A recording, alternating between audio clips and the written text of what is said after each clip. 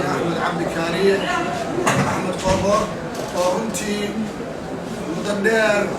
عن سوري لأنه هالكان أمرنا ويمالو شقدي يهوني وكسر ودي كلب قيب كمدن أمانت هالكان وصول يعني وحربا ujeedka aniga hadalkaan u qaato wuxuu ahaa soo dhaweyn waxaan halkan ku soo dhaweynayaa madaxweynaha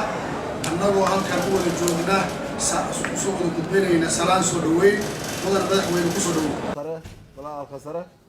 gudoomiye ku-xigeenka golaha shacabka xildhibaanada baarlamaanka labada gole golaha wasiirada siyaasiyiinta boqorada iyo duubabka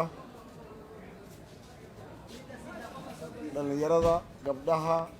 qaybaha kala duwan ee bulshada bahda saxaafadda dhammaan inta ka soo qayb gashay munaasabadan waxaan idinku salaamay salaanta islaamka assalaamu calaykum waraxmatullaahi wabarakaatu salaan kadib mudanayaal iyo marweyn madaxda sharafta leh dhammaan inta ka soo qayb gashay soo dhaweynteenna waa idiin mahad celinaynaa soo dhaweynta diiran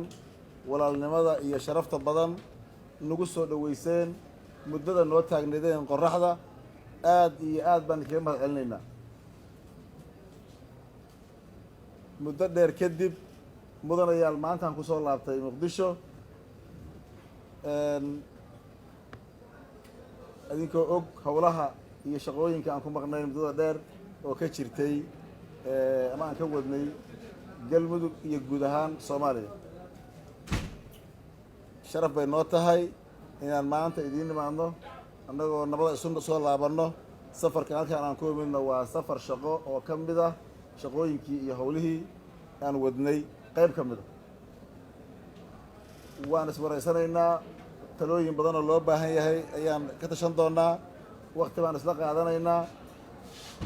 shaqada aan u nimid baad qaybta ugu weyn ka tihiin mar labaad iyo mar saddexaad waa idiin mahad celinayaa maanta war kaloon sii gudbiyo la sugumaye gadaalu jiraa warka haddii laa yidhaahdo aad iyo aad mahadsan tihiin soo dhaweyn sharaf leh imaad wanaagsan